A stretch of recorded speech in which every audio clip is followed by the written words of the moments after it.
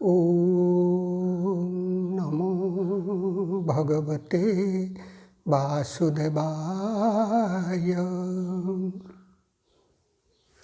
ये एक प्रश्न है जो बहुत पुराना प्रश्न है। हर एक समय में हर एक संप्रदाय में पूछा जाता है और उत्तर भी दिया गया है बार बार। लेकिन यहाँ ये प्रश्न को जो पूछने वाले हैं अभी, ये एक क्रियावान है। मेरे जानने में तो 25 साल से ज़्यादा क्रिया कर रहे हैं, गृहस्थ है और हठ योग के शिक्षक भी है। बहुत अच्छे सज्जन है। उन्होंने प्रश्न पूछे हैं, स्वामी जी गृहस्थ जीवन में रह के क्या सचमुच क्रिया योग का जो अंतिम लक्ष्य है, अपना स्वरूप ज्ञान, इसको हम प्राप्त कर सकते हैं? ये प्रश्न उठना मन में स्वाभाविक है, यदि बारंबार इसका उत्तर दिया जा चुका है। क्रिया योग आपका जो परंपरा है, जो लाहिड़ी बाबा से शुरू हुआ। लाहिड़ी बाबा गृहस्थ थे। भूपेंद्रनाथ सन्याल जी गृहस्थ थे। पंचानन भट्टाचार्य जी गृहस्थ थे। ये सब लाहिड़ी बाबा के शिष्य। युक्तेश्वर जी पहले गृहस्थ थे, बाद में संन्यास लिए। और ये सब ऊंची स्थिति को प्राप्त हुए हैं। फिर मन में शंका क्यों उठता है? और महावतार बाबा जी ने जब योगीराज श्री श्यामाचरण लाहिड़ी को क्रिया योग का शिक्षा दिए, इसीलिए दिए कि तुम इसको गृहस्थ में ही, जो गृहस्थ जीवन में है, उनको सिखाओ, उनके लिए प्रसार करो। हालांकि आज ये फिर सन्यासियों के हाथ में आ गया है, वही लोग चला रहे हैं। तो बात यह है कि हमारा हम गृहस्थ हो या सन्यास हो, मनुष्य जन्म का जो 4 पुरुषार्थ है, धर्म, अर्थ, काम और मोक्ष, इन चारों पुरुषार्थ में हम लोग ज़्यादातर रह जाते हैं अर्थ और काम में। चाहे हमने लिंग धारण कर लिया, सन्यास का वस्त्र पहन लिया, अगर हमारा पुरुषार्थ फिर भी अर्थ रहा, काम रहा, तो फिर हुआ नहीं कुछ, बेकार में गया। गृहस्थ जीवन में भी है, फिर हमारा लक्ष्य रहा अर्थ और काम, फिर कुछ हुआ नहीं। जब तक हम धर्म में नहीं आएंगे, धर्म का पालन नहीं करेंगे। हर एक आश्रम में धर्म है। ब्रह्मचर्य आश्रम का धर्म है। ब्रह्मचर्य में रह के अगर ब्रह्मचर्य आश्रम का धर्म पालन नहीं किए तो ये ब्रह्मचर्य आश्रम नहीं हुआ। इसी तरह गृहस्थ आश्रम में रह के अगर गृहस्थ आश्रम का धर्म पालन नहीं किए, वो गृहस्थ आश्रम नहीं हुआ। संन्यास आश्रम में रह के संन्यास आश्रम का धर्म पालन नहीं किए, वो संन्यास आश्रम नहीं हुआ। जब धर्म का पालन करेंगे, यानी मनुष्य के हिसाब से मनुष्य जीवन का, मनुष्य जन्म का जो धर्म है, मनुष्य का धर्म, आश्रमों का धर्म, जिस आश्रम में है, मनुष्य हो कि हम ब्रह्मचर्य में है, गृहस्थ में है, वानप्रस्थ में है, संन्यास में है, जिस आश्रम में है, इस आश्रम का धर्म को पालन करेंगे। जिस समाज में रह रहे हैं, उस समाज का धर्म को पालन करेंगे। धर्म का पालन जब करेंगे तब जाके हम जो चौथे पुरुषार्थ है, मोक्ष, जो स्वरूप ज्ञान, जो आत्मज्ञान, इसके अधिकारी बनेंगे। पहला बात है, हम धर्म का पालन कर रहे हैं या अधर्म में रह रहे हैं। न थोड़ा बहुत धर्म कर लेते हैं, फिर थोड़ा बहुत अधर्म कर लेते हैं। ये तक जब तक इस चीज़ को जब तक ठीक ढंग से हम नहीं समझेंगे और धर्म का पालन नहीं करेंगे, चाहे हम गृहस्थ में हो या सन्यास में हो, हम आत्मज्ञान का अधिकारी ही नहीं है। अधिकारी तो नहीं बन पाएंगे। तो पहले बात है धर्म पालन। तो धर्म पालन कर रहे हैं या नहीं? धर्म क्या है सबको मालूम है, किस तरह आश्रम का क्या धर्म है, इसको इतना समझाने का ज़रूरत नहीं। तो फिर कैसे होगा? तो इसीलिए ये असली चीज़ जो है, इसके प्रति हम कितना निष्ठावान हैं। दूसरा चीज़, हम अगर हमारे जो इतिहास है पुराण के युग से देखा रहे हैं, जितने लोग ज्ञान को प्राप्त हुए हैं, इनमें कितने सन्यासी थे और कितने गृहस्थ थे।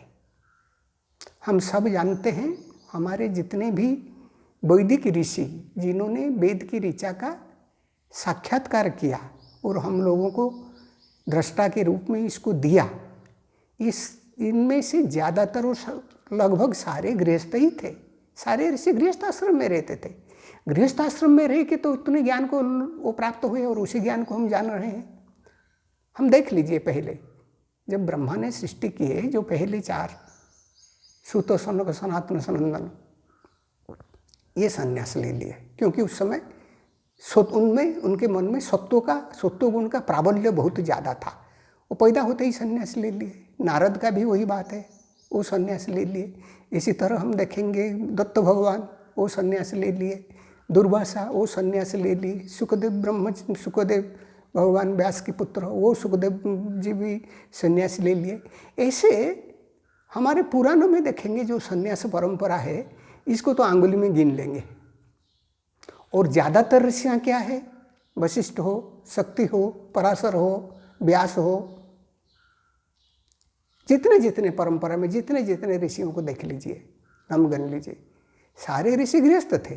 यानी ज्ञान को प्राप्त होने वाला गृहस्थ ऋषियों की संख्या ज़्यादा है। हाँ, इसे ठीक ज़्यादा हम बोलना शायद सही नहीं होगा या सही होगा, पता नहीं, क्योंकि हमारे पास कोई इतने तथ्य नहीं। क्योंकि एक श्रमण परंपरा भी था, जैसे कि ऋषभदेव से, और अलग अलग श्रमण परंपरा भी था, जो लोग सब छोड़ के सन्यासी बन जाते थे। इनका वर्णन बहुत ज़्यादा आता नहीं। अब देखेंगे, जो ऋषि भी है उसमें सन्यासी भी है और गृहस्थ भी है, लेकिन जो वेद की ऋचा दी इनमें से तो ज़्यादातर गृहस्थ ऋषियाँ थे। और साथ ही साथ जो सन्यास परंपरा, श्रमण परंपरा भी चल रहा था, ये हर एक युग में चल रहा है। और गृहस्थ आश्रम में रह के भी लोग ज्ञान को प्राप्त हुए हैं आदिम युग से। अभी का बात नहीं है।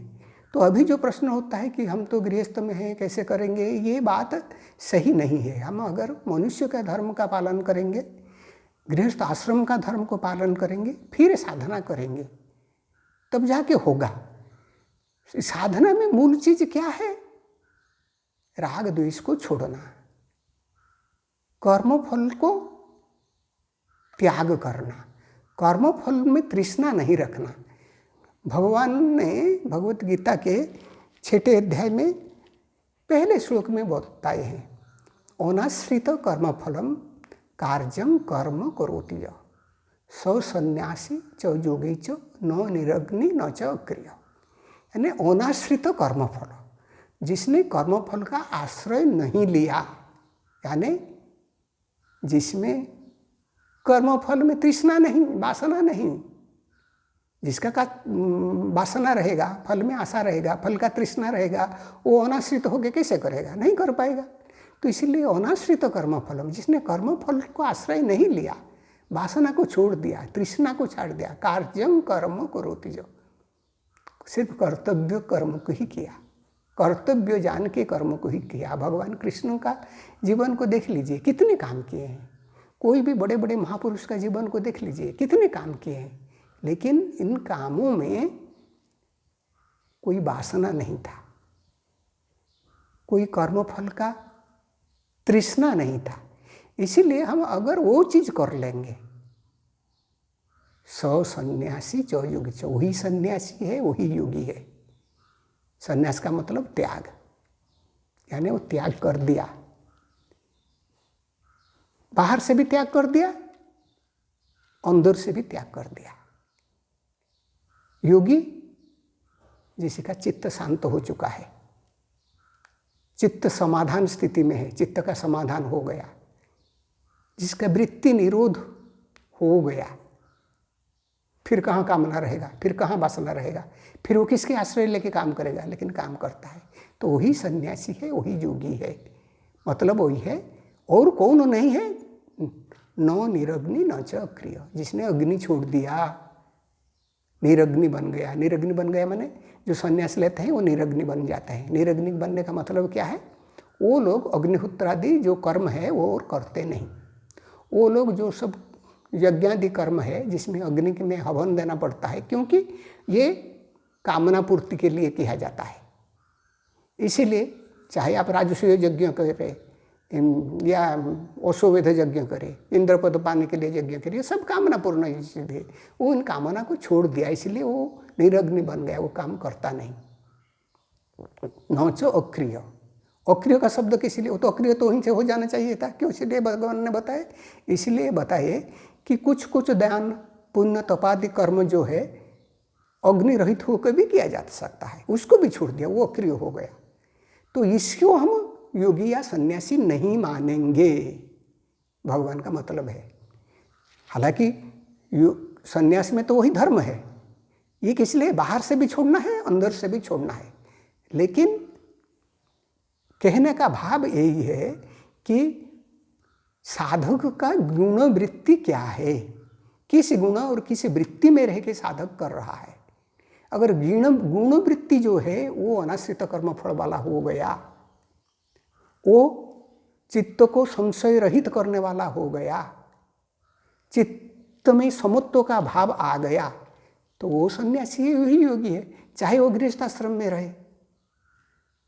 बात तो वही हुआ ना, यहाँ भाव को भगवान बता रहे हैं। इसका शास्त्रीय विधान तो है, जो सन्यास लेगा वो अग्नि छोड़ेगा, वो यज्ञादि कर्म नहीं करेगा क्योंकि वो वासना पूर्ण है, यानी संपूर्ण वासना छोड़ने का बात है, तो इसलिए वो कर दिया। गृहस्थ जीवन में इस चीज़ को मना नहीं है, क्योंकि उसमें कामना रहता है, वासना रहता है, कामना पूर्ति रहता है, उसको कामना पूर्ति को तो मना नहीं किया गया, लेकिन धर्म के मार्ग में रह के करने को लिए कहा गया। तो इसीलिए ऐसे जो व्यक्ति है वो गृहस्थ आश्रम में रहे या संन्यास आश्रम में रहे, वो साधना के द्वारा, जो साधना का मूल चीज है, तृष्णा को त्याग करना, यानी राग और द्वेष को त्याग करना, किसी वैराग्य को धारण करना। वैराग्य को धारण करना, वैराग्य का लिंग नहीं, ये तो संन्यास में सब लोग वैराग्य का लिंग धारण कर लेते हैं, लेकिन क्या हम सब जितने भी सन्यासी हैं सचमुच वैरागी बन पाते हैं? वैराग्य का लिंग धारण, इसका अभ्यास करते हैं, अलग बात है। तो इसी तरह गृहस्थ में भी लोग अभ्यास कर सकता है, लिंग धारण करेगा नहीं, लेकिन अभ्यास करेगा। अभ्यास करेगा तो जाके होगा। किसका अभ्यास करेगा? वैराग्य का अभ्यास करेगा, यानी राग का पर का अवस्था, किसी में राग रहेगा नहीं, किसी में वासना रहेगा नहीं। राग के साथ साथ द्वेष भी आता है। जब राग द्वेष को के ऊर्ध्व को जाएगा, राग द्वेष को पार कर जाएगा, फिर जाके होगा। और साधना तो हम जो ध्यान करते हैं उसका उद्देश्य तो वही है। ध्यान में हम जब बैठते हैं उसी समय उसी का अभ्यास होता है, यानी मन में जब ऊपरी मन को शांत कर देते हैं, फिर क्या होता, जो अवचेतन मन से जो संस्कार है उसी संस्कार के हिसाब से वासना का स्फुरण होता है, वासना का स्फुरण होता है, वासना का स्फुरण होता है। जो संस्कार है उसी संस्कार का स्फुरण होता है। हमें अच्छा लगा था वो संस्कार तो हम आनंदित हो जाते हैं, उसी में रह जाते हैं। बुरा लगा था तो उसके प्रति द्वेष पैदा करते हैं। तो ध्यान के समय जब क्रिया का अभ्यास करके हम ध्यान करते हैं तो उस समय हम क्या करते हैं, ये राग द्वेष में नहीं रहने का अभ्यास। पुराना संस्कार तो उठेगा, वो हमें राग और द्वेष की तरफ खींचेगा, लेकिन हम उसी के प्रति निरपेक्ष भाव, उसके प्रति उपेक्षा का भाव लेके, चाहे राग हो या द्वेष हो, साधना का अभ्यास करेंगे तब जाके होगा। वो यही चीज़ को करना है। इसके करने के लिए जी हाँ, गृहस्थ आश्रम में रह के होगा या नहीं होगा वो बात नहीं, वही की चीज़ अगर हम ध्यान में करेंगे तो उस समय अभ्यास हुआ, उसी अभ्यास को फिर दैनंदिन जीवन में लाना है, तब जाके होगा। ओम शांति शांति शांति।